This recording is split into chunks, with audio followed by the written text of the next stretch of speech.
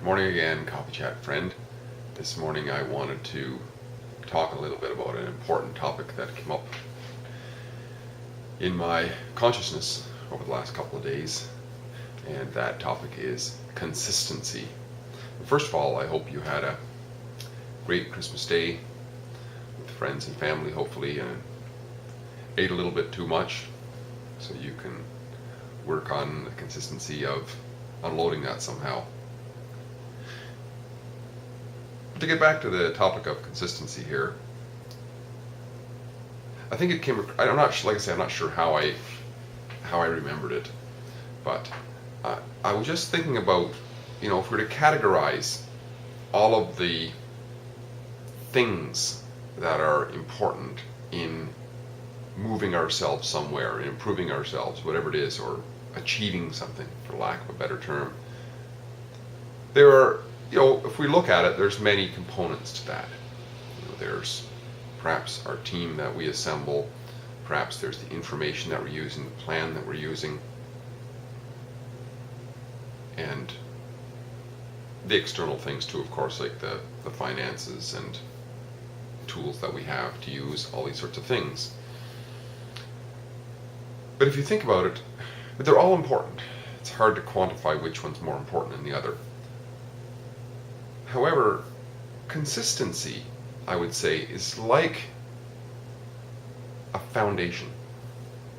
In other words, I like to use the analogy of the house, building a house once again. So it's not the first thing, you have to dig the hole first, but it's one of the first things. It's certainly the first thing we have to build is the foundation.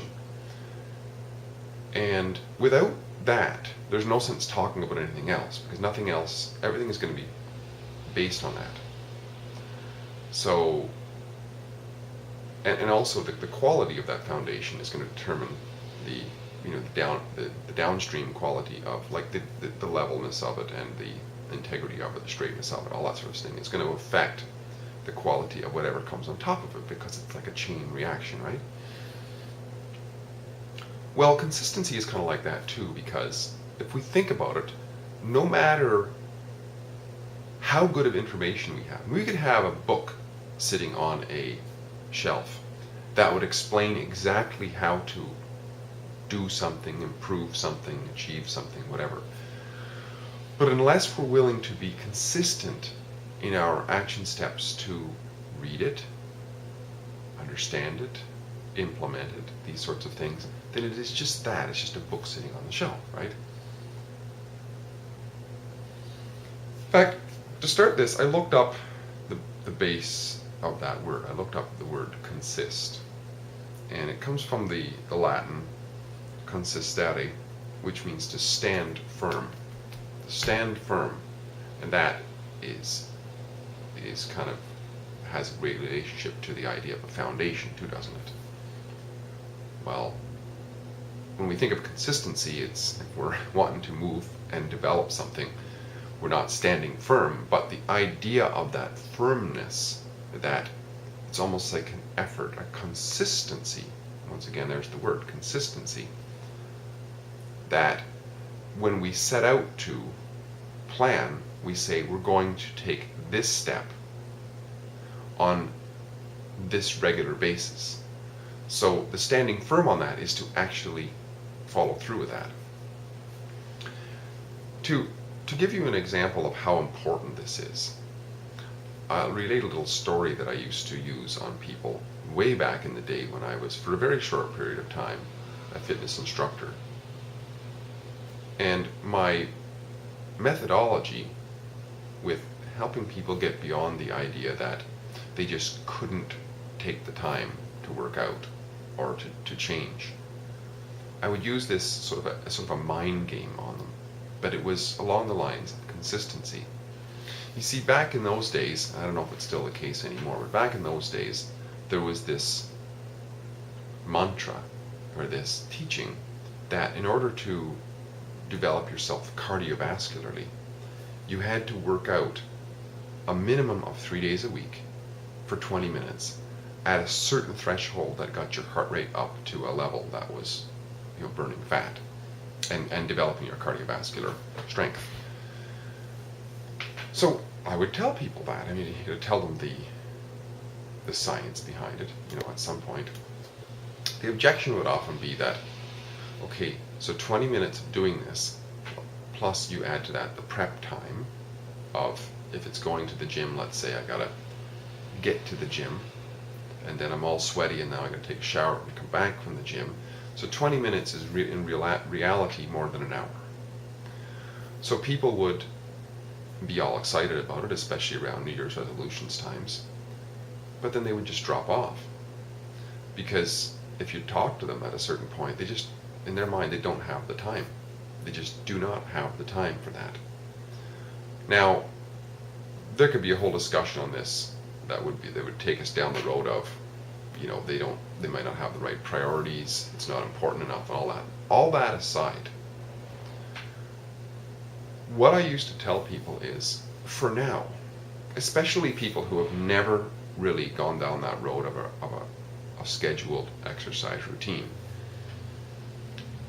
I'd say put all that aside for now. This is the suggestion anyways.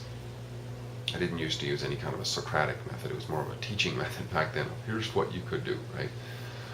But it's probably better to ask questions. Would you like to improve, and so on, and would you like to know my opinion, etc. So you open up the gateway of allowing people to make the decision as to whether they want to hear something. But that's not the way I would do it. But I would say something like, do you have 3 minutes per day, 3 days a week? And of course they would have to say yes, because you see, here's the thing. For ourselves and for anybody to begin something, if we put up roadblocks, very often they are subconscious things that we've constructed as immediate reactions to divert ourselves away from our status quo, right? So if somebody says that we need an hour a day to do something, then if we're busy already, there's the tendency to say, I don't have an hour. But if somebody asks, do you have 3 minutes? It's extremely difficult. In fact, we know, even subconsciously, that we'd be lying to ourselves to say no. But of course, it leads to the question, well, what the heck is 3 minutes going to do? 3 minutes is nonsense. But I would explain to them that this is key. This is really critical. Because you see, I would explain the value of consistency. The value of consistency is, it doesn't matter how good your program is or how crappy your program is. If you're not going to do it consistently, it's useless anyways. It doesn't matter if the greatest athlete in the world or the greatest nutritionist in the world was to come up with a program for you to eat or you to exercise with. If you're not going to do it, then it's less than useless. It doesn't exist. So I would ask them, I say, how about we work on the habit of getting into the consistency, teaching ourselves about consistency. So here's where the 3 minutes comes in. My suggestion would be, pick a time, whether it's the first thing in the morning or sometime in the evening when you would think that you would go for a little bit of exercise. And do this. Put on your sneakers and step outside the door. And then what? They might ask. I say, well, whatever. Step back in if you want. There's the 3 minutes done already. Well, what's that going to do about my overweight or my fitness? I say, physically, nothing. Nothing. But it's working on your habits, which are far more important at this point than anything else. Because after all, the reason that you are the way you are is because of your habits that you have been consistent on. Whether it's consistently sitting down on the couch at a certain time when you don't really logically want to, but you're doing it anyway, or you're eating certain foods that you logically know you don't want to, but you're eating anyway because of habits. So if you consistently put those sneakers on, takes 3 minutes, put your sneakers on, step outside the door, and if nothing else, step back in. And you do that consistently.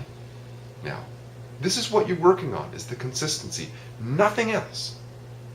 Not working on running down the road or getting up a sweat or anything else, but consistently picking a time, putting the sneakers on, stepping out the door, and stepping back in if necessary. And what happens from there, might be asked? Well, it doesn't matter. If you consistently do that, you will develop a habit. And I'll get into it another time, but there's lots of other things that come ahead of this. I mean, the whole vision of what you want, all these sorts of things. When that habitual process is performed on a daily basis, the idea is to prime oneself with what's wanted. What is the purpose for doing this? And in time, when that's done, coupled with that vision of what's wanted, that bigger picture, right? And the habit, eventually what happens is that you'll find yourself walking to the end of the driveway and back. So now it'll take maybe 5 minutes. Or to the end of the block, and so on. And in time, the habit will start to get ingrained. And then it's no longer just a point of putting on sneakers. It grows into something because the consistency has been developed. I don't know if I mentioned earlier on that I looked up the etymology of the word consist. That's the basis of that. And like I said, it means to stand firm. And once again, in terms of exercise or whatever it is that we want to do in life, we don't want to just stand firm literally, but it's the firmness of the regularity in developing the habit. New habits, right? New, healthier habits.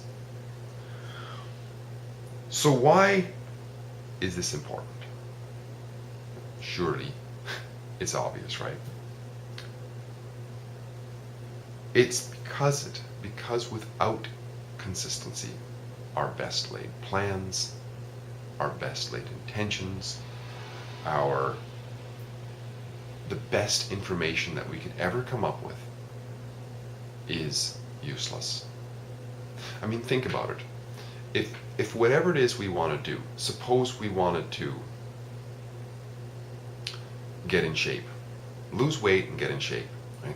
There might be quite a number of ways that we could come up, lists of things that we could come up with in how to do that. Maybe we come up with 10 different ways. We could get into bicycling. We could improve our nutrition. We can get into swimming. We can join a walking club, join a running club, join some other kind of a dance club. However many there are, we could come up with a list of them. It wouldn't matter which one we chose if we weren't consistent. Now, for where we are in life, etc., there's probably better ones for us and not so better ones. However, even if we chose the not so better one, if we were consistent with it, that would be much better than choosing the best one and not being consistent with it or not doing it at all. So as you can see, consistency is incredibly important because it is like the foundation of what's going to. It's like a foundation. It's maybe not the foundation, but it's like a foundational element that is going to help us to move in the direction that we want, which will hopefully improve the quality of our life experience. Once again, a few words on consistency. I think it's very important. It's something I have to remind myself of a lot of times because it is one of my greatest challenges, is being consistent in what I do. Wanted to share. Hopefully it's of value to you as well, and I wish to talk to you again soon. Bye-bye for now.